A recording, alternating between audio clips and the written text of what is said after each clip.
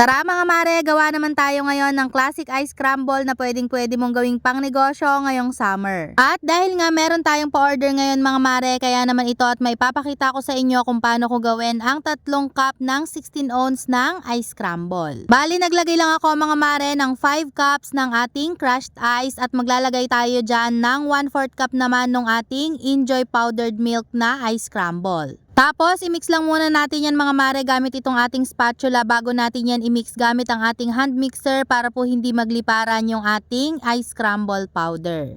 At imimix lang natin yan mga mare gamit ang ating hand mixer hanggang sa maging ganito na yung texture ng ating yellow o ng ating ice scramble. At kapag ganyan na mga mare, okay na yan. So iset aside muna natin at magdi-drizzle naman tayo ng ating chocolate syrup dito sa ating mga cups. Ang gamit ko pala dito mga mare na chocolate syrup ay homemade o yung sarili kong gawa. Pero kung ayaw nyo namang gumawa ay pwede rin po kayong gumamit ng Enjoy na chocolate syrup. At after nga po nating mag-drizzle ng ating chocolate syrup ay maglalagay na tayo ng ating ice scramble mixture, pero kalahati lang muna mga mare dahil maglalagay pa tayo ng ating skimmed milk. At naglagay nga po ako ng 1 tablespoon bawat cup ng ating skimmed milk, and after nyan maglalagay na ulit tayo ng ating ice scramble mixture. And lastly mga mare, para sa ating toppings, maglalagay ulit tayo ng 1 tablespoon ng ating skimmed milk and maglalagay na po tayo ulit ng ating chocolate syrup. And after naman po nating maglagay ng ating chocolate syrup ay maglalagay na tayo ng ating mga candy toppings. At para naman po sa ating mga candy toppings, depende na yan sa inyo mga mare kung ano po ang gusto nyo mga pang toppings. At syempre depende po yan kung magkano ang presyo ng inyong ice scramble.